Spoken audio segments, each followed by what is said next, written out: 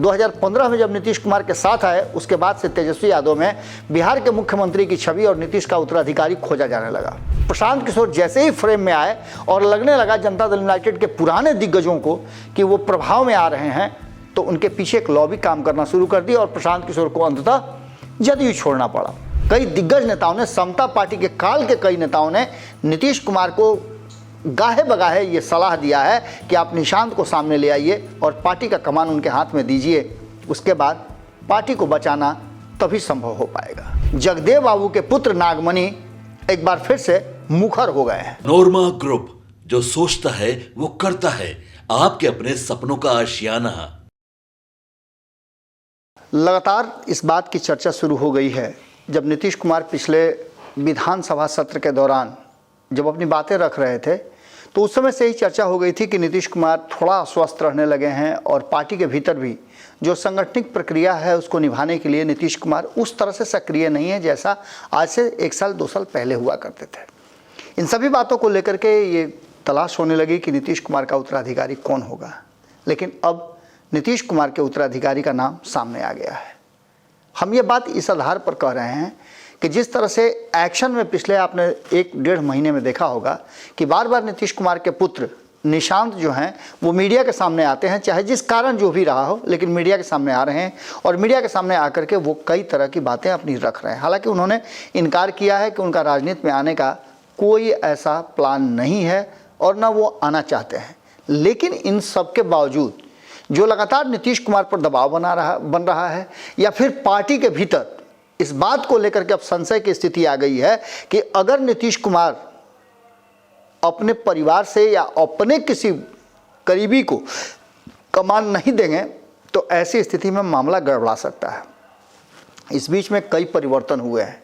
निशांत ने जब कह दिया कि वो राजनीति में नहीं आएंगे, तो आपको याद होगा कि आरसीपी सिंह को आगे बढ़ाया गया। इससे पहले आपने देखा कि प्रशांत किशोर को नीतीश कुमार ने अपना उत्तराधिकारी के रूप में कहीं ना कहीं एक तरह समझिए तो स्थान देने की कोशिश की थी।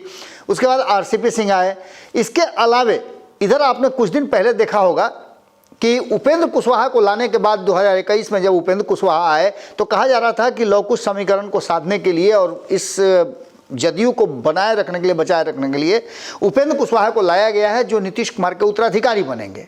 लेकिन ये भी बात समाप्त हो गई। अब जबकि ये सब कुछ हो गया और ये कहा जाने लगा कि अब नीतीश के बाद कौन, तो कई गुट और कई लोग जो नीतीश कुमार के इर्द गिर्द परिक्रमा करते हैं वो सभी लोग उस फहरिस्त में अपना अपना नाम खुद ही जोड़ने लगे। लेकिन अचानक से नीतीश कुमार ने एक ट्विस्ट लाया और उस ट्विस्ट में मनीष वर्मा का नाम सबसे ऊपर आ गया। मनीष वर्मा को देखिएगा तो नीतीश कुमार की जवानी वाली तस्वीरें आपको याद आने लगेंगी, क्योंकि मनीष वर्मा कहा जाता है कि उनके रिलेटिव हैं और उनके बहुत करीबी रिलेटिव में से हैं। दोनों एक तरह के स्टाइल ऑफ पॉलिटिक्स करते हैं और जिस तरह से मनीष वर्मा को समय दिया गया है और नीतीश वर्मा घूम घूम करके पार्टी और संगठन को मजबूत करने की कोशिश कर रहे हैं। इस बीच में मनीष वर्मा को लेकर के भी एक सवाल खड़े हो गए कि मनीष वर्मा में वो कैपेसिटी नहीं है कि मनीष वर्मा को कोई अपना नेता मान ले, और नीतीश कुमार में अब वो ताकत नहीं है कि किसी को नेता मनवा दे। पार्टी के भीतर कई गुट हो गए हैं और कई रणनीतियों और नीतियों के चलते पार्टी में कई फाड़ हो गए हैं। खास करके जनता दल यूनाइटेड के बारे में ये कहा जाता है कि जैसे ही नीतीश कुमार थोड़ा कमजोर पड़े, पार्टी पूरी तरह से बिखर जाएगी और खंड खंड विखंडित हो जाएगी। इन सभी को लेकर के लगातार ये कहा जा रहा था कि नीतीश कुमार के बाद इस बिहार को कौन संभालेगा। नीतीश कुमार के बाद इस बिहार को संभालने के लिए कई चेहरे आपके सामने नजर आए होंगे, जिसमें सबसे ज़्यादा मजबूती से तेजस्वी यादव। 2015 में जब नीतीश कुमार के साथ आए, उसके बाद से तेजस्वी यादव में बिहार के मुख्यमंत्री की छवि और नीतीश का उत्तराधिकारी खोजा जाने लगा। लेकिन नीतीश कुमार इतना आसानी से किसी को उत्तराधिकारी बनाएंगे नहीं, ये भी बात सबको पता थी और 2 साल के अंदर में ही उन्होंने तेजस्वी यादव से अपना नाता तोड़ लिया। फ्रेम में तब तक आ गए थे प्रशांत किशोर। प्रशांत किशोर बड़ी मजबूती के साथ नीतीश कुमार ने उनके लिए अपना जो दूसरा आवास है वो आवास दे दिया था। मुख्यमंत्री आवास में ही वो रहा करते थे, वहीं से वो संचालित करते थे पार्टी और संगठन की गतिविधियां। लेकिन इन सब के बावजूद प्रशांत किशोर जैसे ही फ्रेम में आए और लगने लगा जनता दल यूनाइटेड के पुराने दिग्गजों को कि वो प्रभाव में आ रहे हैं, तो उनके पीछे एक लॉबी काम करना शुरू कर दी और प्रशांत किशोर को अंततः जदयू छोड़ना पड़ा। इसके बाद आरसीपी सिंह पूरी तरह से फ्रेम में आए और आरसीपी सिंह को सबने मिलकर के नेता बनाया। इसके बाद की कहानी शुरू हो गई और उस कहानी का एक नया पात्र पैदा हुआ, नया पात्र सामने आया। वो थे नीतीश कुमार के कभी काम को देखने के लिए, उनके विभाग को देखने, और उनकी पार्टी में ताज़ा ताज़ा आईएएस से राजनेता बने आरसीपी सिंह। आरसीपी सिंह लंबे समय तक नीतीश कुमार की पार्टी और संगठन का काम देखते रहे। अच्छा काम उन्होंने किया और उन्हें उत्तराधिकारी भी माना जाने लगा था। नीतीश कुमार के सबसे करीबियों में से थे। लेकिन उनके जाने के बाद अब ये पार्टी पूरी तरह से कई जगह आकर के हिचकोले खानी शुरू हो गई है। कहा तो ये जा रहा था कि सबको जवाब देना है। इसके बाद लौकुश समीकरण कैसे जीवित रखेगा, और लौकुश समीकरण नहीं रहा तो जदयू का क्या होगा, ये बात सभी को पता है। इस समीकरण को साधने के लिए कई नेताओं ने, कई दिग्गज नेताओं ने, समता पार्टी के काल के कई नेताओं ने नीतीश कुमार को गाहे बगाहे ये सलाह दिया है कि आप निशांत को सामने ले आइए और पार्टी का कमान उनके हाथ में दीजिए। उसके बाद पार्टी को बचाना तभी संभव हो पाएगा। ऐसी स्थिति में उपेंद्र कुशवाहा, जो कि लौकुश समीकरण का अपने आप को बड़ा नेता मानते हैं, लगातार यात्रा कर रहे हैं और कई बार इधर उधर जाने के चलते थोड़ा उनका ग्राफ भी गिरा है। लेकिन सम्राट चौधरी, जिनको भारतीय जनता पार्टी ने कुशवाहा समाज का नेता मानते हुए, उपेंद्र कुशवाहा के बाद सबसे ज़्यादा अगर चर्चा में कोई आया तो सम्राट चौधरी आए। कुशवाहा समाज ने उनको अपना नेता भी मान लिया और धीरे धीरे करके सम्राट चौधरी अपना वर्चस्व भी जमाने लगे। लेकिन 2024 के चुनाव में अचानक से कुशवाहा समाज ने मुंह मोड़ा। इसके पीछे कई कारण थे। एक तो उपेंद्र कुशवाहा का माने तीसरे नंबर पर पहुंच जाना, ये सबसे ज़्यादा कुशवाहा समाज ने कहीं ना कहीं उपेंद्र कुशवाहा को नकारा। तो दूसरी तरफ सम्राट चौधरी, जो ये कह करके कि कुशवाहा समाज का वोट ट्रांसफ़र कराएंगे, उनको उप मुख्यमंत्री बनाने के बाद भी कुशवाहा समाज ने उनका साथ नहीं दिया। अभय कुशवाहा को जिता करके कहीं ना कहीं कुशवाहा समाज ने एक संदेश जरूर दे दिया। तो वहीं आप देखिएगा कि नागमणि कुशवाहा, जो जगदेव बाबू की धरती, जगदेव बाबू का नाम लेकर के ये सभी लोग राजनीति करते हैं। जितने लोग भी लौकुश समीकरण के लोग हैं वो जगदेव बाबू के राजनीति पर ही अपनी रोटी सेकते हैं। लेकिन असल में जगदेव बाबू के पुत्र नागमणि एक बार फिर से मुखर हो गए हैं, यात्रा पर निकले हुए हैं और वो भी नीतीश कुमार को रिप्लेस करने की बात कर रहे हैं। और उनका कहना है कि मैं नहीं, लेकिन कुशवाहा समाज के किसी भी व्यक्ति को, किसी भी नेता को मुख्यमंत्री की कुर्सी पर पहुंचाना उनका लक्ष्य होगा। यानी कि यहाँ भी नीतीश कुमार के लिए एक बड़ा हर्डल आ गया है।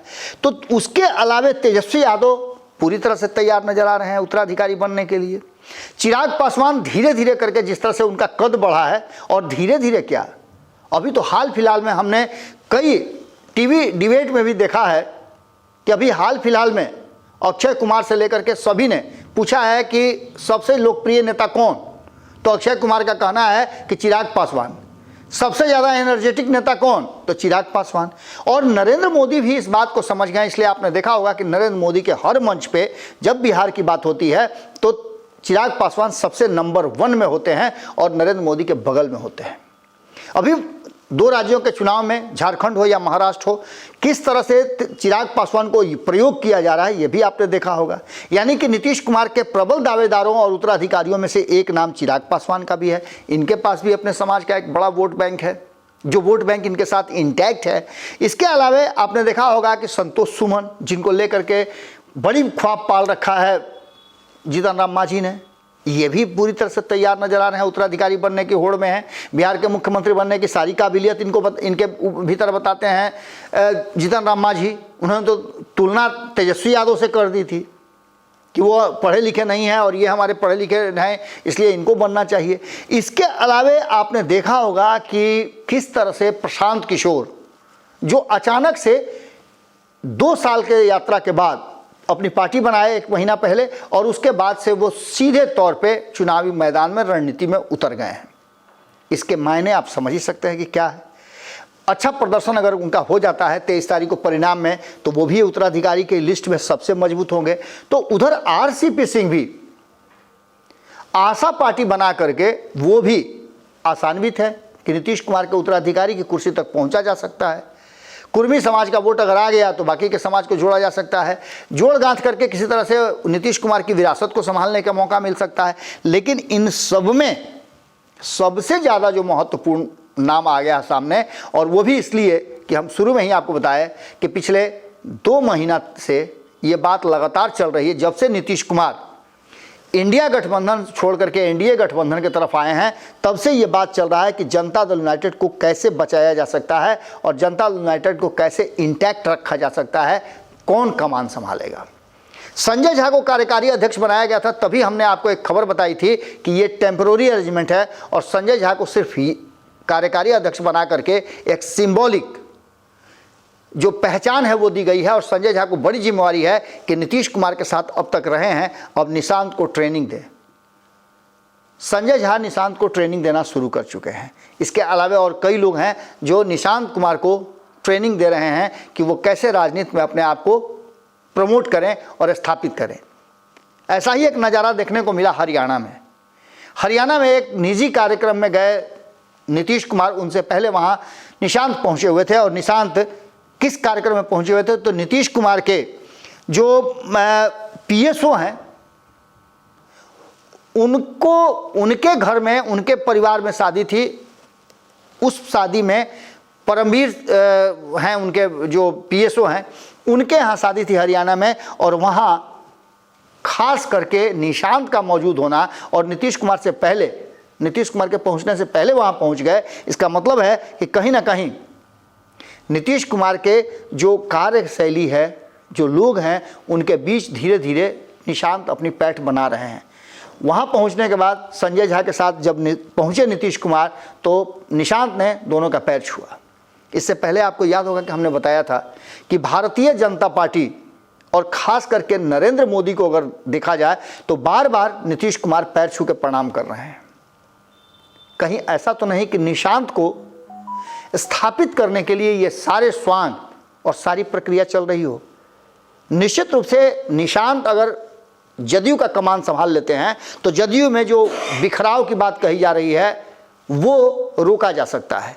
तो क्या होगा कि नीतीश कुमार के पुत्र निशांत को क्या कमान दी जाएगी, क्या जनता दल यूनाइटेड और मुख्यमंत्री की कुर्सी के असली उत्तराधिकारी के रूप में निशांत कुमार को स्थापित किया जाएगा।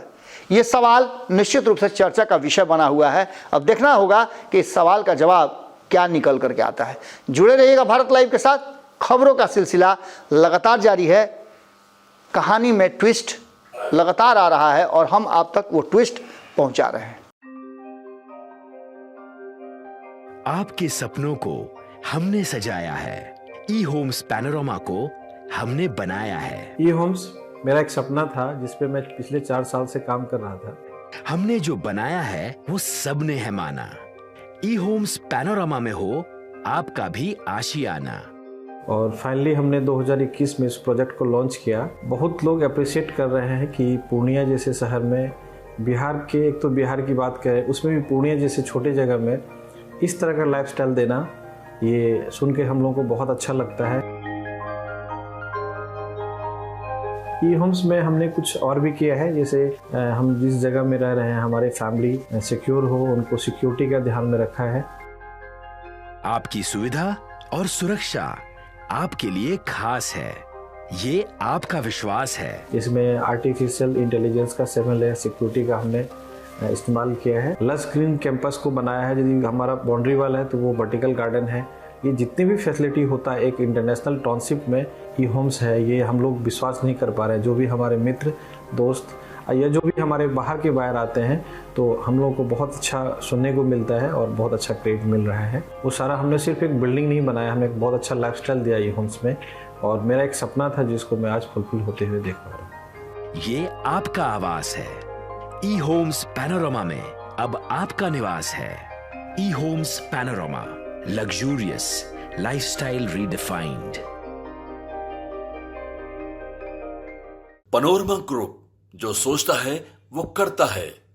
अगर ये वीडियो पसंद आई और वह बिहार के राजनीति और बिहारियत से सरोकार रखेनी तो सब्सक्राइब बटन दबा के चैनल के सब्सक्राइब कर ली। ओजे एगो घंटी बा, ओकरा बटन दबा देला से कुल सटीक और मारक खबर रुआ मुफ्त में मिल जाई।